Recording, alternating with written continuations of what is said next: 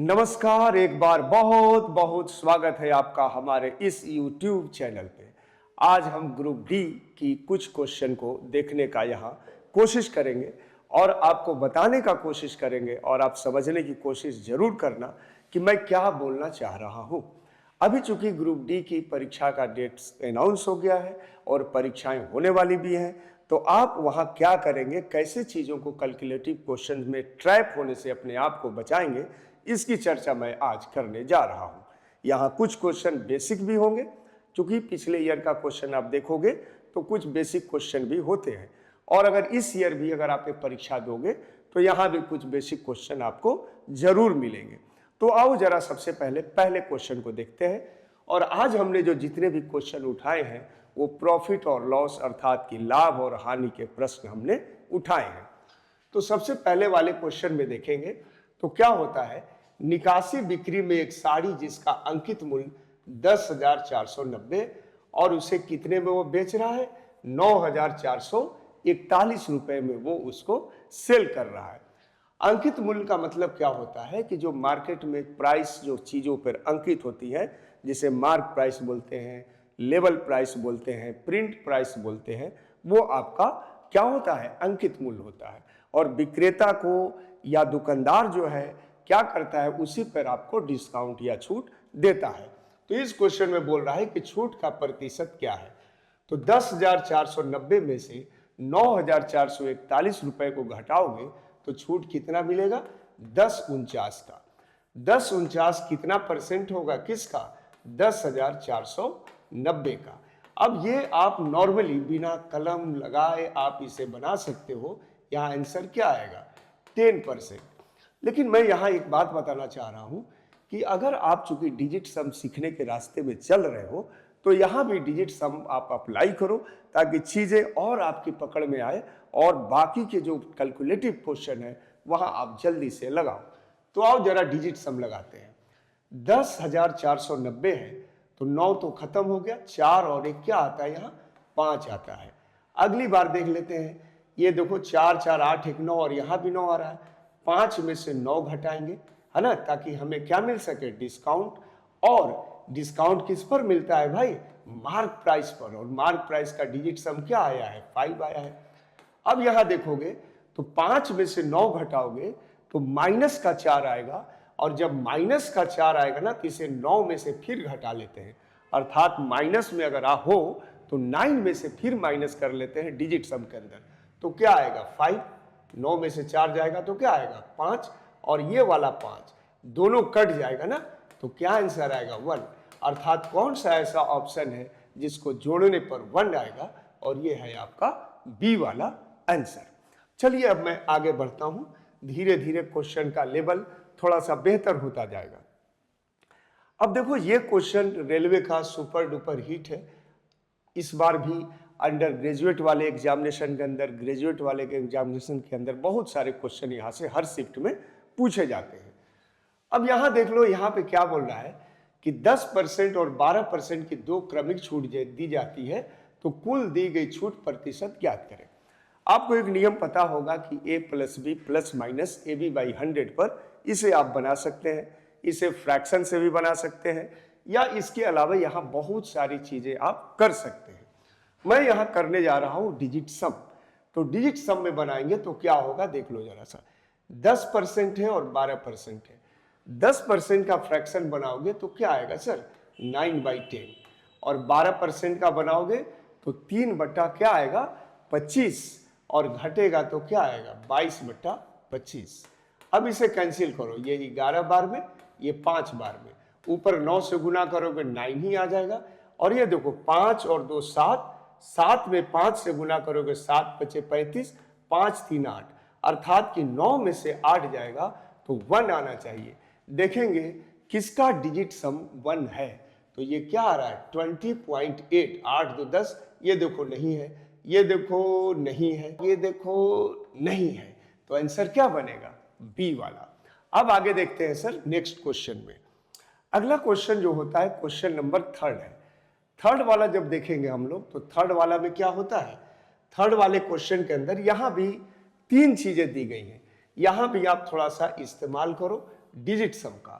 और 3 क्रमिक छूट है। बहुत सारे इसके बनाने के मेथड है, लेकिन मैं जैसे लेके चल रहा हूं, आप वैसे बनाओ या अन्य भी तरीका से बनाओ, लेकिन फास्ट बनाओ।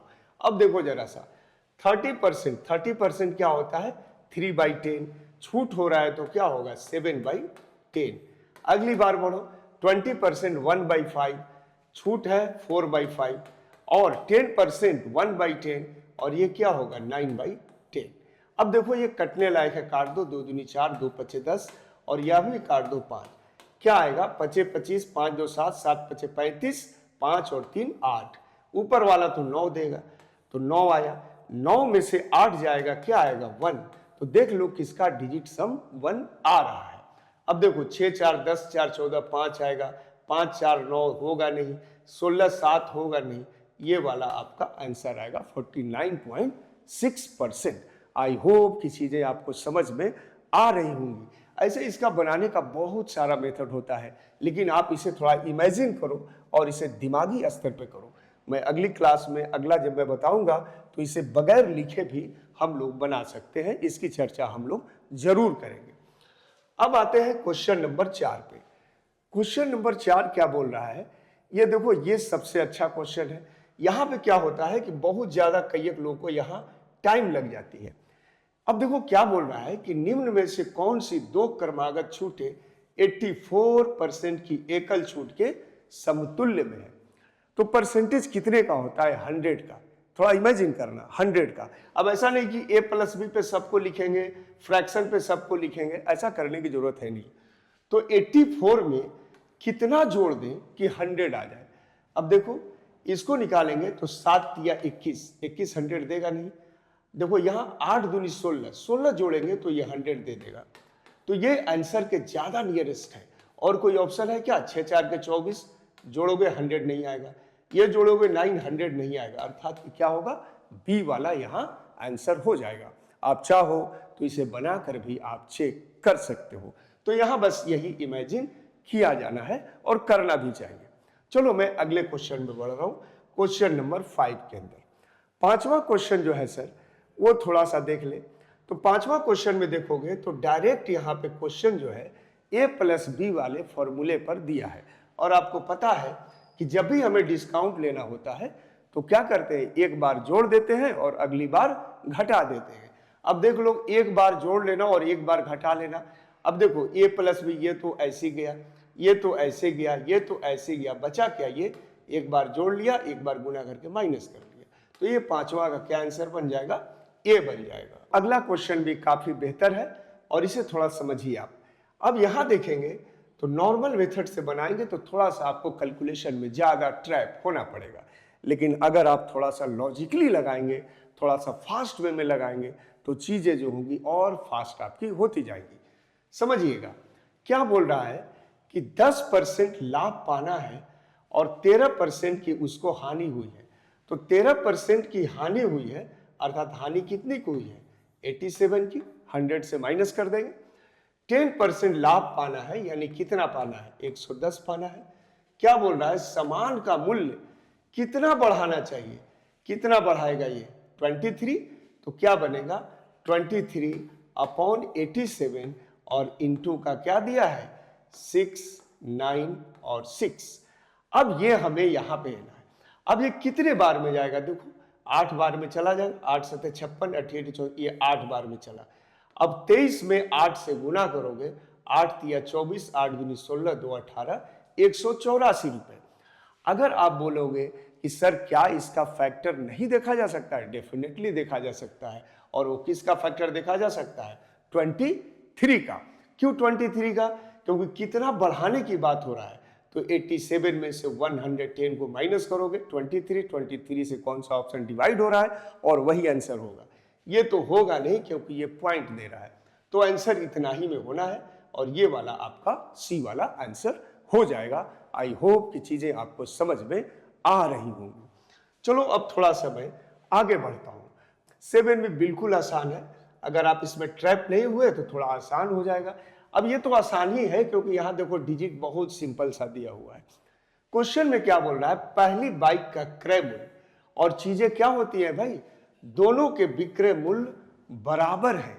अर्थात जब दो चीजें बराबर होती है, देखो दो चीजें बराबर का क्या मतलब है, 2a बराबर 3b, जब बराबर होती है तो a का वैल्यू 3 और b का वैल्यू 2, ये आपको पता होगा अगर आप थोड़ा सा गाइडलाइन में होंगे। अब यहां पर जब देखेंगे तो इसका मतलब है कि विक्रय मूल्य का क्या मतलब है, विक्रय मूल्य का मतलब है कि एक बाइक को उसने 120 पर बेचा और एक बाइक को लॉस पर अर्थात कि 80 पर, ये दोनों बराबर है तो ये वाला वैल्यू इसकी हो जाएगी, अर्थात जो ऑप्शन 8 से कटेगा वही आंसर होगा।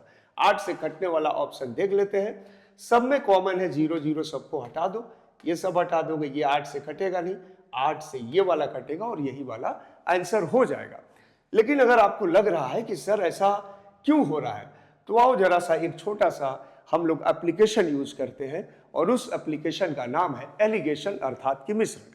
मिश्रण में हम क्या देखते हैं कि जब 3 वैल्यू दिए गए होते हैं ना, तो क्या बोल रहा है, एक बाइक 20% के लाभ पर बेचेगी और दोनों का विक्रय मूल्य समान है, तो कितना पर बेचा गया, 120 पर, ये कितने में, 80 पे, तो 20% प्रॉफिट के लिए एसपी कितना होगा 120, 20% लॉस के लिए एसपी कितना होगा 80, और दोनों की वैल्यू इक्वल है अर्थात कि 0 है। तो अब दोनों मिडिल हमने ले लिया, मिडिल वैल्यू एक से बड़ा एक से छोटा होता है। अब आप ये देख लो, इस रेशियो में निकाल लो, तो 4 दूनी 8, 4 तिया 12, तो 5 का वैल्यू क्या आएगा, 5 का वैल्यू है 1000, तो 1 का वैल्यू क्या आएगा भाई, 1 का वैल्यू आ जाएगा हमारा 2, अब इस 2 का वैल्यू कितना आएगा 4, और 4 में 0 लगा लो, तो ये आपका आंसर हो जाएगा। लेकिन इतना करने की जरूरत बिल्कुल भी नहीं है। हाँ, याद रखना कई एक एग्जाम के अंदर ये वैल्यू बहुत ज्यादा कैलकुलेटिव होती है, तो वहां पे क्या करना होता है हमने पिछली वीडियो में उसकी चर्चा की है, आप थोड़ा पिछली वाली वीडियो अर्थात की बेसिक वाली वीडियो उसमें आप जरूर देखें। अब आते हैं हम लोग अगले क्वेश्चन के अंदर, क्वेश्चन नंबर 8 में। 8 को देखा जाए, अगर आप कैलकुलेशन करने जाओगे तो इसमें थोड़ा सा टाइम लग ही जाता है, लेकिन अगर आप कैलकुलेशन न करना चाहो, थोड़ा सा कैलकुलेशन करना चाहो, तो आप वो भी कर सकते हो। तीसरी एक और चीज समझ लो कि यहां से भी हम लोग फैक्टर लेके निकाल सकते हैं 1710 का, तो आप ये भी कर सकते हो, आप डिजिट सम भी लगा सकते हो, आप रेंज भी लगा सकते हो। लेकिन अब यहां हम करेंगे क्या, तो आओ थोड़ा सा कंसेप्ट की बात थोड़ा सा कर लेते हैं, क्योंकि ज्यादा करेंगे तो क्वेश्चन थोड़ा लेंदी हो जाएगा। अब आप समझ लो कि 38 किलोग्राम उसने चावल खरीदा और इसे 8 किलोग्राम के विक्रय मूल्य के बराबर लाभ पर बेच दिया। 8 किलोग्राम, तो बचा कितना, बचा हमारे पास 30। अब ये देखो जरा सा, 1710 में टोटल प्राइस कितना है 30, तो अब बताओ 5 का प्राइस कितना होगा, यही हमें निकालना है। तो अब यहां 2-3 चीज आप कर सकते हो बच्चे, आप इसे कैंसिल कर लो, और कैंसिल कर लोगे तो भी आंसर आ जाएगा। तो आओ करते हैं, 5 6 30, अब यहां देखो 6 दूनी 12, 6 अठे 48 और 6 पचे 30, कितना आएगा 285, ये आपका आंसर आएगा। आप इसे कैलकुलेट करने की कोशिश करना, आप इसे जरा बनाना, काफी ज्यादा समय आप लगा लोगे यहाँ, है ना। और अगर आप फास्ट लगा रहे हो तो उसके लिए बहुत बहुत मुबारक हो आपको। दूसरी चीज क्या है कि इसे हम 1710 से भी लेके चल सकते हैं और 30 के फैक्टर में भी लेके चल सकते हैं, है ना। और हमने बताया है कि एक से अगर अधिक ऑप्शन अगर कटते हो तो क्या करना होता है। तो चलिए अब मैं अगले क्वेश्चन की तरफ बढ़ रहा हूं। आई होप कि ये चीजें आपको समझ में आती होंगी। ये भी ग्रुप डी 6/10/2022 के इवनिंग शिफ्ट के क्वेश्चन हैं। अब आते हैं हम लोग आगे, तो क्वेश्चन नंबर है 9 क्वेश्चन को अगर आप बनाना चाहो तो यहां भी थोड़ा सा अप्रोक्सीमेशन की चर्चा है। अप्रोक्सीमेशन और रेंज के बारे में मैं बार बार वीडियो के अंदर बोलता रहा हूं कि अप्रोक्सीमेशन से लगाएंगे, रेंज से लगाएंगे, डिजिट सम से लगाएंगे और फैक्टर से लगाएंगे। चूंकि मैंने रेंज के बारे में अभी आपको बताया नहीं है, तो थोड़ा सा मैं कैलकुलेट करना चाहता हूं और फिर आपको थोड़ा सा रेंज के बारे में वीडियो में थोड़ी टाइम अगर होगी तो मैं जरूर आपको उसके बारे में चर्चा करूंगा, नहीं तो नेक्स्ट वीडियो में उसकी चर्चा मैं डेफिनेटली आपसे करूंगा। अब आइए जरा सा बात करते हैं। क्वेश्चन कितना सा सिंपल है, अगर आप कैलकुलेट करते हो तो देखो क्या जा रहा है। तो लिखा है क्वेश्चन में 30 रुपए किलोग्राम की दर से 30 किलोग्राम चावल, तो देखो 30 का 30 में मल्टीप्लाई करोगे आप, बहुत अच्छा है। और अगली बार में क्या है, 28 रुपए की दर से 40 किलोग्राम दाल, 28 × 40 करोगे। अब ये दोनों को लेके जाओगे तो क्या आएगा 900 और यहाँ लेके जाओगे 832, 4 दूनी 8, 3 11, यानी ये आ जाएगा 2020। ये आएगा आपका इसका कैलकुलेशन। अब क्या बोल रहा है क्वेश्चन में कि दोनों को वो मिलाकर 28 रुपए की दर से बेच रहा है। कितना? 40 किलोग्राम और 30 किलोग्राम। तो 70 में आप 28 से गुणा करोगे तो अब देखो क्या आएगा, यहां करो तो 8 सत्ते 56, 6 आएगा, बचा 5। अब यहां देखो तो अब क्या होगा, 7 दूनी 14 और 5 19, कितना आएगा 1960। 1960 माइनस करोगे, ये 0, 12 में से 6 गया 6, अब तो आएगा नहीं। तो 60 रुपए का ऐसे केस में हमें क्या हो रहा है, लॉस हो रहा है। क्यों? क्योंकि हमने खरीदा है ज्यादा में और बेचा है कम में। अब 60 कितना परसेंट होगा, किसका भाई, 20 और 20 का, इनटू का 100। अब इसे कैंसिल करो, कैंसिल करोगे तो देख रहे हो अगर 20 होता तो 3 के आसपास जाता, चूंकि 22 है, यहाँ पे 202 है ना, अब ये जाओगे तो 2.9798 के आसपास जाएगा। इसका मतलब है 3 के आसपास, तो ए वाला आंसर हो जाएगा। ये आप करते भी होगे और आप कर भी रहे होगे, लेकिन याद रखना ऐसे क्वेश्चन अगर आप कर रहे हो तो यहाँ तो नॉर्मल है, चल जाएगा। लेकिन अगर आपको रेंज की जानकारी नहीं है तो ऐसे क्वेश्चन में आप कैलकुलेशन के अंदर ट्रैप हो जाओगे। कुछ बच्चे ऐसा बोलते हैं कि नहीं सर, कुछ तो बहुत फास्ट हम लगा लेंगे और कुछ जो बचेगा उसका टाइमिंग हम उसमें थोड़ा ज़्यादा दे लेंगे।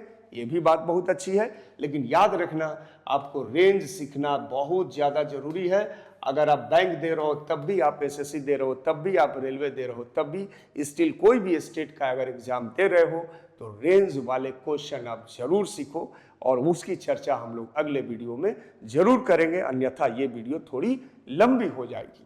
चलो मैं अब आगे बढ़ता हूं। अब आगे आते हैं क्वेश्चन नंबर 10 पे। 10 वाला जो क्वेश्चन है क्या बोल रहा है, यदि भूषणा ने अपने स्कूटर 15,000 रुपए में बेचकर 1/5वें भाग के बराबर लाभ प्राप्त किया हो तो प्रतिशत लाभ ज्ञात करें।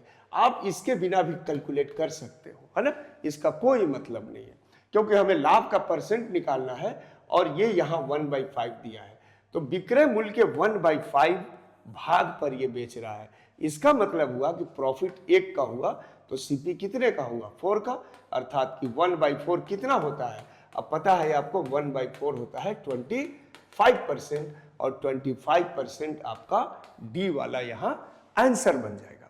लेकिन फिर भी अगर आप चाहो तो इसे कैलकुलेट कर सकते हो।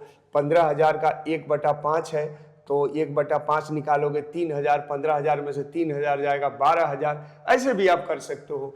या 1/5 है 4/5 करोगे 12,000, ऐसे भी आप कर सकते हो। लेकिन कोई मतलब नहीं है, चीज़ों को थोड़ा सा फास्ट लगाने की कोशिश करो और कंफर्ट जोन से थोड़ा सा आपको बाहर निकलना ही होगा स्कोर करने के लिए, सिलेक्शन पाने के लिए और बहुत फास्ट अप्रोच लाने के लिए। चलिए अब मैं आगे बढ़ता हूं। अगले क्वेश्चन की अगर बात करेंगे, 11 क्वेश्चन भी देखो, इसकी चर्चा भी हमने बेसिक वीडियो में की है और इसके कंसेप्ट के बारे में भी हमने चर्चा की है। क्या क्वेश्चन बोल रहा है, एक वस्तु बी को 20% के लाभ पर बेचता है, बी उसे सी को 20% के लाभ पर, सी इसके लिए 360। इसके लिए भी हमने बताया है बहुत सारा रूल रेगुलेशन और बहुत सारा कंसेप्ट। इसके अलावा यहाँ आप फैक्टर लगा सकते हो। अगर आपको इसमें लगाने में परेशानी है तो आप हमारी पिछली वीडियो जो बेसिक है, जिसमें मैथ फाउंडेशन के प्रैक्टिस है, क्वेश्चन है, उसको आप जरूर देखो। आओ थोड़ा सा इसे हम कंसेप्चुअल बनाने की कोशिश करते हैं और आपको बताने की भी कोशिश करते हैं, याद दिलाने की कोशिश करते हैं कि पिछली वीडियो में हमने क्या आपको बताई थी। हमने आपको बताई थी कि 20% है तो सबसे पहले इसे क्या कर लेंगे, फ्रैक्शन में ढाल लेंगे, 1/5, 6/5 और पहले का मूल्य निकालना है तो क्या हो जाएगा सर, 5/6 इनटू का, फिर 20% है 1/5, 6/5, 5/6 और हमने आपको बताया था कि यहाँ पे आ गया 360 अर्थात कि 9 है ना, और यहाँ भी 9, तो ये 9 कैंसिल, यहाँ एक 10 बचेगा, यहाँ 25 बचेगा और ये आपका 250 वाला यहाँ आंसर बन जाएगा। तो आई होप कि ये चीज़ें आप समझ पा रहे होंगे। अगली जो ग्रुप डी की वीडियो आएगी उसमें मैं रेंज की बात करूंगा और ज़रूर रेंज की बात करूंगा। इस पे हम लोग देखेंगे, थोड़ा समझेंगे। अगर आप सिंसियर एस्पिरेंट्स हो, कैंडिडेट हो, तो आप वीडियो को पूरी देखो, शुरू से लेकर अंत तक की वीडियो को देखो और समझने की कोशिश करो कि मैं क्या बोलना चाह रहा हूँ, क्या इसकी पॉसिबिलिटी है। तो अगले वीडियो में हम लोग जो देखेंगे उसमें थोड़ा सा 21 के क्वेश्चन और अच्छे क्वेश्चन प्रॉफिट और लॉस के हम लोग उसमें और बेहतर क्वेश्चन उठाने की कोशिश करेंगे, ताकि एग्जामिनेशन में इसका बहुत ज़्यादा फायदा आपको मिल सके। अगर आपको चीज़ें पसंद आ रही हैं, सब्सक्राइब करें और ज़्यादा से ज़्यादा लोगों तक शेयर करें, ताकि हम नए बच्चों तक बढ़ें और उन बच्चों तक हम पहुंच पाएँ जो बच्चे ऐसे टेक्निक की तलाश में हैं। बहुत बहुत धन्यवाद और आपका आभार। नमस्कार।